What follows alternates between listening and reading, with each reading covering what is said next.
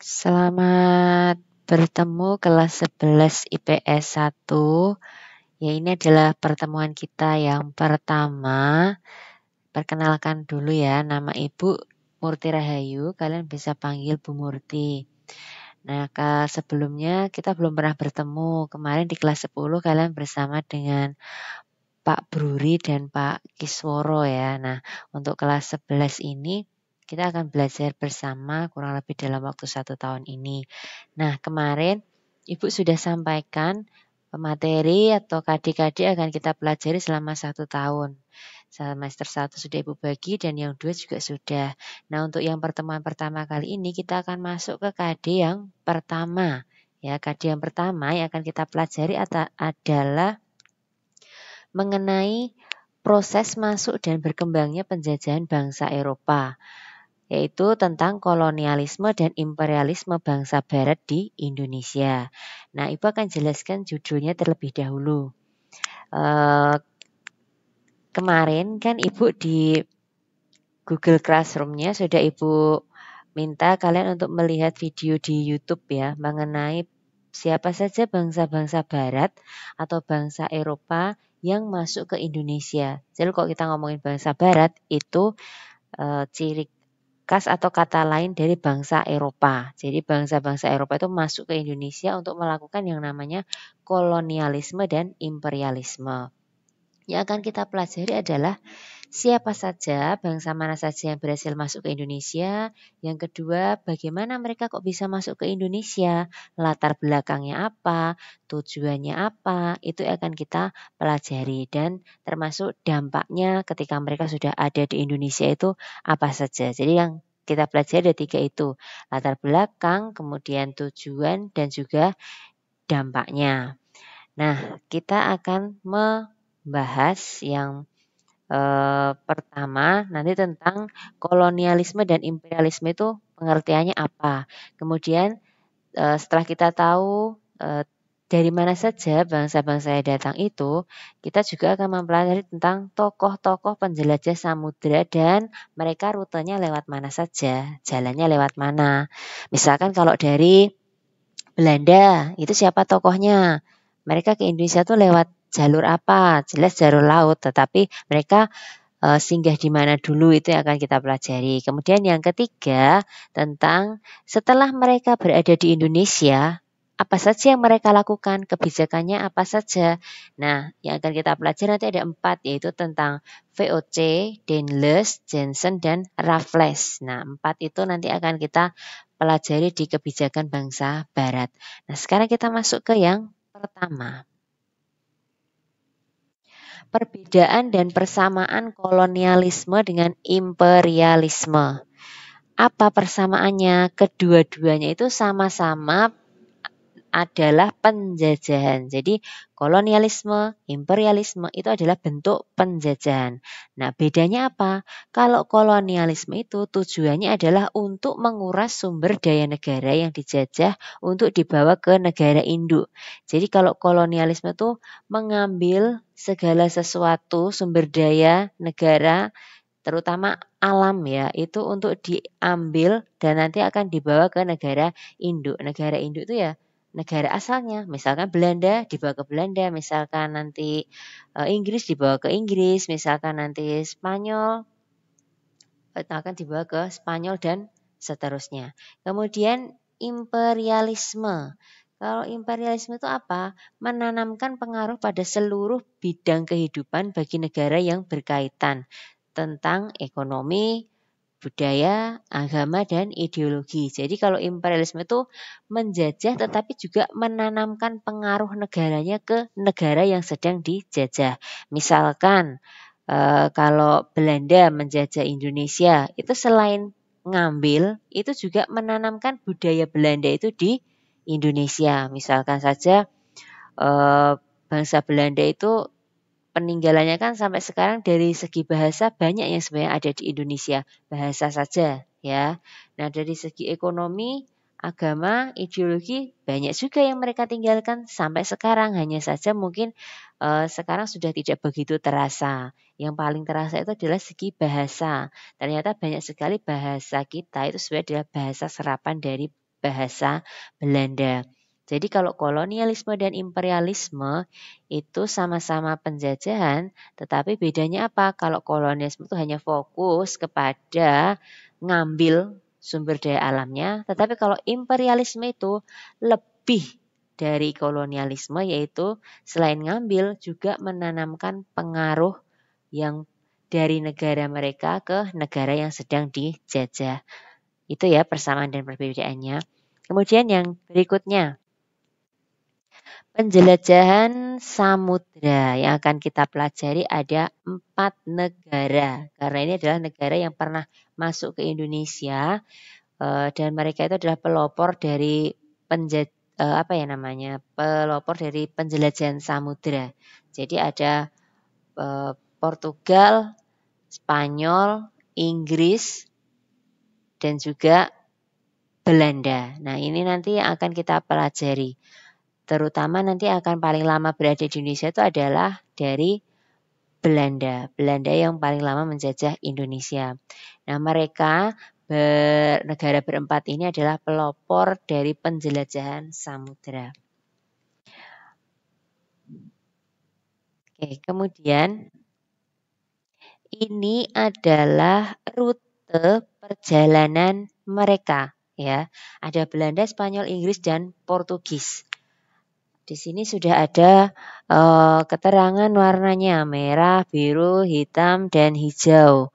Nah, jadi rute-rutenya ini yang biru ini rutenya dari Spanyol. Mereka tidak langsung semuanya itu pergi ke Indonesia, tidak ya, tapi mereka pergi ke negara lain dulu baru mereka datang ke Indonesia.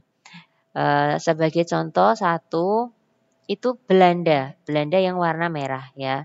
Dari Eropa sini kemudian tidak langsung mereka itu nyampe ke Indonesia, tetapi ternyata Belanda ini pergi dulu kemana? Ini benua apa? Ya, ini adalah benua Afrika ya. Jadi singgah dulu ke sebuah tempat yang namanya Tanjung Harapan atau The Cape of Good Hope ya. Maaf Ibu, bahasa Inggrisnya kurang bagus, kalau salah mohon dipahami ya.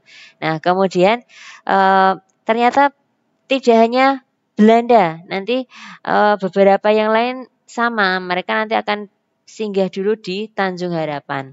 Dinamakan Tanjung Harapan karena apa? Ternyata ada latar belakangnya. Ketika mereka itu sampai ke tempat yang namanya Tanjung Harapan ini, di situ mereka menghadapi banyak tantangan yang paling utama ya jelas itu tantangan yang berada di laut, di samudra, karena di situ banyak karang dan lain sebagainya. Hampir kapal-kapal itu mau tenggelam, ternyata berhasil selamat. Nah, terus tempat ini dinamakan Tanjung Harapan Baik ya. Kemudian mereka juga tidak langsung sampai ke Indonesia, ternyata mereka masih singgah lagi di sebuah tempat namanya India yang ada di benua mana ini? Ini adalah benua Asia. Asia bagian mana? Asia bagian selatan. Kalau kita kan Asia bagian tenggara. Nah, kemudian mereka singgah dulu di India, nanti mereka akan membuat koloni juga di sini. Kalau bangsa Inggris sama ya, mereka juga akan sampai ke India dan mereka nanti akan membuat sebuah koloni di situ di sebuah tempat namanya Kalkuta ya. Ada Kalkuta, ada Kalikut, nah nanti ada beda-beda ya. Kemudian setelah ada di India, mereka singgah dulu ke Malaka. Nah, kemudian mereka baru akan nanti masuk ke Pulau Jawa. Jadi kebanyakan para penjajah dari Eropa itu mereka akan masuk ke Pulau Jawa. Kemudian mereka nanti tidak dalam waktu yang bersamaan ya. Nanti memang ada yang secara bersamaan itu menyinggahi sebuah tempat yang sama, tapi mereka nanti akan melakukan yang namanya penjajahan dan mengadu domba tempat tersebut sehingga nanti akan terjadi perang. Nah, itu masih nanti materinya ya. Kemudian yang berikutnya. Nah, bagaimana lalu lintas perdagangan dunia sebelum era kolonialisme dan imperialisme? Nah, tadi kan Ibu sudah menjelaskan negaranya yang masuk ke Indonesia itu mana saja. Terus rutenya secara singkat seperti itu tadi penjelasannya. Kemudian ini ada pertanyaan. Bagaimana sih lalu lintas perdagangan dunia? Jadi di dunia di semua benua itu tadi sebelum era kolonialisme dan imperialisme. Jadi ternyata teman-teman dulu tuh sudah ada yang namanya jalur perdagangan. Tidak menggunakan jalur laut ya, tetapi menggunakan jalur darat. Nah, namanya itu adalah melalui jalur sutra. Jadi orang-orang yang ada di benua Asia, yang ada di benua Eropa, mereka itu bisa bertemu itu melalui jalur darat. Mereka saling tukar-menukar barang yang mereka butuhkan, saling membeli, transaksi itu melalui jalur darat yang disebut dengan jalur sutra. Kenapa sih disebut jalur sutra? Jadi karena yang menjadi komoditas utamanya pada waktu itu adalah sutra ya. Sutra itu berasal dari mana? Yang paling terkenal waktu itu dari Cina ya, karena di Cina itu nomor 1 sutranya. Nah, mereka melakukan jual beli itu karena yang menjadi komoditas utamanya adalah sutra, makanya jalannya atau jalurnya itu disebut dengan jalur sutra. Jadi sudah ramai itu waktu itu ya. Terus kemudian nanti bagaimana kok bisa jalur sutra berubah ke jalur laut? Nah, nanti ada penjelasannya.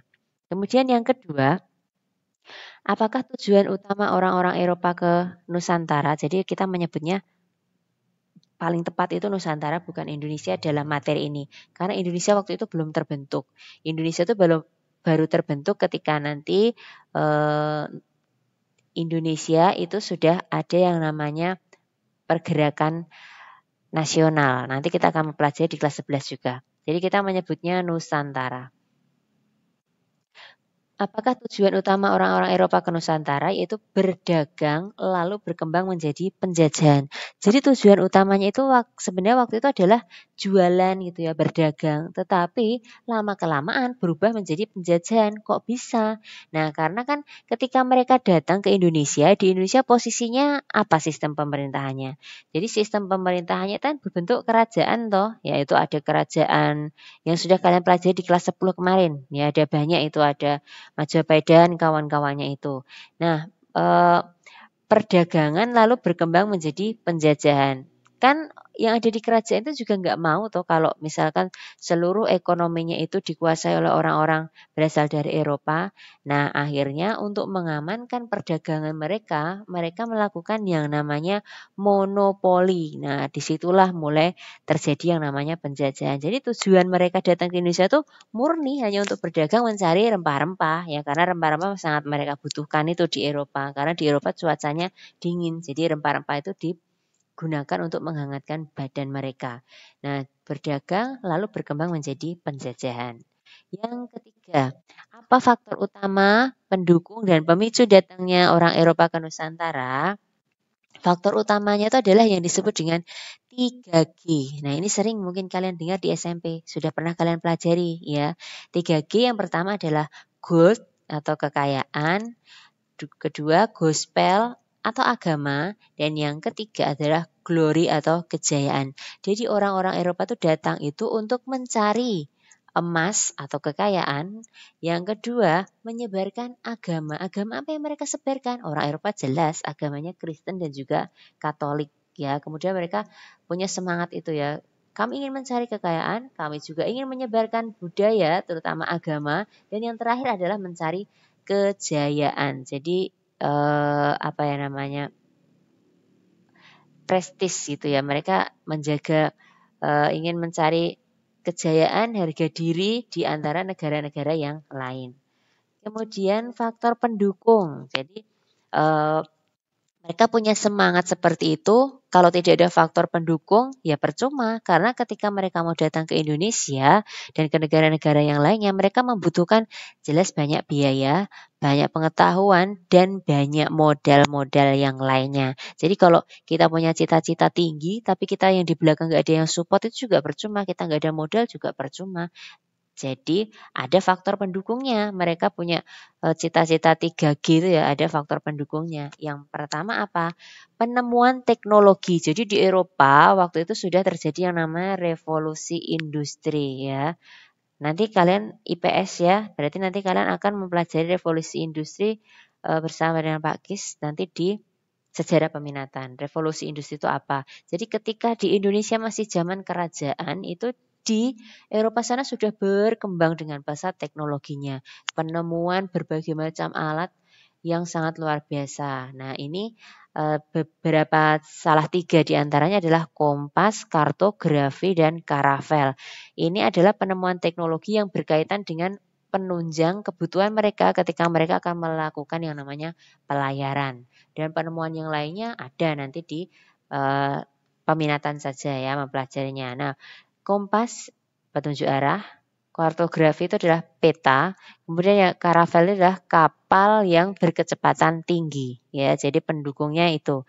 Kemudian yang kedua adalah kisah perjalanan Marco Polo. Siapa sih Marco Polo ini? Marco Polo itu adalah seorang penjelajah samudra. Jadi sebelum mereka ini melakukan perjalanan ternyata sudah ada orang yang terlebih dahulu melakukan perjalanan, nama adalah Marco Polo. Dia itu seorang tokoh dari Eropa, Italia, dari Venesia. Dia itu punya catatan perjalanan, atau kalau di kelas 10 kemarin kalian mempelajari tentang yang namanya kronik ya. Jadi Marco Polo ini punya catatan perjalanan yang sangat lengkap dan dia membukukan catatannya itu ya. Kemudian dibacalah oleh orang Eropa yang lain. Nah, ketika orang Eropa yang lain membaca itu, di situ ada sebuah tulisan yang mengatakan Marco Polo yang bilang kalau aku itu pernah melakukan perjalanan ke daerah di sebelah sana tuh ya, namanya ya Indonesia atau Nusantara yang kita kenal sekarang ini. Nah, di sana itu saya menemui banyak sekali kekayaan yang luar biasa. Salah satunya adalah saya pernah melihat sesuatu yang unik di sana ya. Saya melihat ada seekor binatang ya. Dan binatang itu di dalam bukunya Marco Polo itu dia jelaskan namanya adalah unicorn. Karena Marco Polo nggak tahu nama binatangnya itu apa. Ternyata yang dimaksud Marco Polo itu adalah badak bercula satu. Ya, karena Marco Polo nggak mengenal nama badak bercula satu. Kan kalau di Eropa kan ada mitologi tentang unicorn. Nah, ternyata yang dimaksud Marco Polo itu adalah badak bercula satu. Kemudian yang berikutnya adanya semangat penaklukan Reconquista. Ini apa? Yaitu adalah penaklukan terhadap orang-orang yang beragama Islam. Jadi di Eropa sana tuh dulu pernah terjadi yang namanya perang salib ya. Nanti kalian akan pelajari juga di sejarah peminatan. Jadi di Eropa sana ada perang antara orang-orang yang beragama Kristen Katolik versus orang-orang Islam yang disebut dengan perang salib. Kemudian orang-orang yang berasal dari Eropa ini ketika mereka datang ke Indonesia pun makanya mereka ingin melakukan yang namanya kristenisasi atau mengkristenkan orang-orang yang beragama Islam dan yang lainnya supaya mereka berubah mengikuti kebudayaan mereka. Salah satunya adalah dari segi agama, yaitu supaya mereka beragama Kristen atau Katolik. Kemudian yang berikutnya faktor pendukungnya adalah penemuan Kopernikus yang didukung oleh Galileo Galilei. Ini juga akan kalian pelajari di peminatan. Penemuan Kopernikus itu apa? Jadi Kopernikus ini menemukan teori tentang bahwa bumi itu bulat. Jadi ketika kita pergi dari sini, kita berlayar, kita akan kembali ke tempat asal ya. Kemudian teori ini didukung oleh Galileo Galilei, tetapi naasnya ya Kopernikus ini teorinya nanti gara-gara dia punya teori ini nanti dia akan dibunuh gitu ya, karena dianggap dia itu apa ya istilahnya tidak percaya dengan Tuhan gitu ya. Nanti akan ada di materi di peminatan ya tentang yang namanya nanti materi Renaissance. Nanti kalian akan mempelajari di IPS di 11 peminatan. Kemudian faktor pemicunya. Faktor pemicunya apa? Jatuhnya kota Konstantinopel ke tangan bangsa Turki Utsmani. Nah, inilah faktor pemicunya kenapa akhirnya mereka sampai ke Indonesia. Kalau tidak ada peristiwa ini, mungkin saja mereka tidak sampai ke Indonesia atau mungkin mereka akan sampai ke Indonesia tapi waktunya yang berbeda. Faktor pemicunya adalah jatuhnya kota Konstantinopel. Konstantinopel itu apa sih? Ini adalah sebuah tempat di mana kalau di Eropa, ini ada di Eropa, itu adalah istilahnya supermarket gitulah kalau di Eropa ya. Istilahnya supermarket yang menjual segala kebutuhan yang tentang logistik terutama ya, tentang makanan, terutama rempah-rempah yang ada di Eropa itu. Sehingga Belanda, Inggris, kemudian ada Perancis, Spanyol, itu kalau belanja itu ke Konstantinopel itu. Tetapi Konstantinopel itu ketika ada perang salib itu ternyata berhasil dikuasai oleh bangsa Turki Utsmani. Turki Utsmani itu siapa? Ini adalah sebuah bangsa yang beragama Islam. Nah, ketika Konstantinopel ini dikuasai oleh bangsa Turki Utsmani, ya jelas lah ya Belanda dan kawan-kawannya tadi nggak mungkin belanja lagi ke situ ya karena sudah diambil alih oleh musuhnya. Ya kalau datang ke situ mereka sama dengan bunuh diri kan ya. Nah, akhirnya mereka ya udahlah kalau Konstantinopel udah dikuasai Turki Utsmani, jalur daratnya ya istilahnya ya, pasar daratnya udah dikuasai mereka, aku ndak mau ke situ lagi, aku mau pergi ke tempat lain sajalah. Sebenarnya rempah-rempah yang kita cari itu sebenarnya asalnya dari mana sih? Ya udah sekarang karena kita udah punya faktor pendukung dan lain sebagainya, oke kita akan mencari sumber rempah-rempahnya. Jalur daratnya udah diblok sama mereka. Ya udah sekarang aku akan cari jalur lain yaitu melalui jalur laut. Nah, jelas ya sampai di sini ya teman-teman ya. Jadi kenapa jalur laut itu ditemukan? Itu karena faktor pemicunya adalah jatuhnya Konstantinopel, sudah dikuasai musuhnya. Ya udah, aku cari jalur laut ya. Terus akhirnya lewat ke jalur laut. Nah, ini adalah pengantarnya menuju materi kita ya. Maaf lama ya, ini baru pengantar, tapi ini kalau tidak dijelaskan mungkin nanti ke depannya malah kalian kurang paham. Nah, setelah kalian paham sampai di sini, kita akan membahas tentang bagaimana masuknya bangsa Portugis di Indonesia. Jadi kita sudah akan mulai Portugis masuk ke Indonesia, kemudian nanti ada Belanda dan seterusnya. Di sini poin yang penting adalah tokoh-tokohnya ya. Nah, kalau dari Portugis itu ada 3 yang akan kita pelajari. Ada seorang tokoh namanya adalah Bartolomeus Dias. Yang kedua adalah Vasco da Gama. Yang ketiga, ini yang bacanya Alfonso de Albuquerque. Ya, jadi ada Bartolomeus Dias, Vasco da Gama, dan Alfonso de Albuquerque. Nah, 3 ini adalah diingat-ingat tokoh dari Portugis ya. Nah, penjelasan saya sampai di sini dulu ya. Berikutnya akan saya jelaskan lagi. Ini nanti masih akan saya ulas lagi. Nah, untuk di pertemuan berikutnya, kalau ada waktu yang tepat, saya akan melakukan Gmeet dengan kalian. Nanti kalau ada Gmeet, saya akan infokan terlebih dahulu di Google Classroom ya. Nah, untuk pertemuan kali ini ada tugas buat kalian 11 IPS 1 ya. Silahkan kalian membuat sebuah peta perjalanan atau rute perjalanan seperti contoh yang ada di gambar ini tadi ya, di slide yang keberapa ini. Kalian membuat jalur semacam ini hanya contoh ya. Tetapi membuatnya itu manual. Jadi kalian menggambar secara manual, kemudian hasilnya silakan kalian foto, kemudian silakan nanti kalian kirimkan ke Ibu ya. Nanti alamat pengirimannya akan Ibu sampaikan di Google Classroom. Kemudian siapa yang akan kalian gambar, rutenya siapa? Bebas ya. Rute yang akan kalian gambarkan siapa? Bebas. Mau Portugis, mau Belanda, mau Inggris, silahkan bebas. Dan tokohnya satu saja. Bartolomeus Dias atau Vasco da Gama atau Alfonso de Albuquerque atau kalau dari Belanda ya silahkan siapa? Satu saja, digambar secara jelas, dikasih warna biar petanya, rute perjalanan itu bisa terbaca dengan jelas. Kalian foto, kemudian kalian kirimkan ke Ibu. ya. Nah, kalau ada pertanyaan dan mungkin kalian kurang jelas, kalian bisa bertanya ke Ibu langsung. Boleh telepon, boleh WA saja, atau mungkin kalau kalian kurang paham, nanti mau jimit secara pribadi dengan Ibu juga tidak apa-apa ya. Oke, penjelasannya sampai di situ dulu. Terima kasih, Tuhan memberkati. Amin.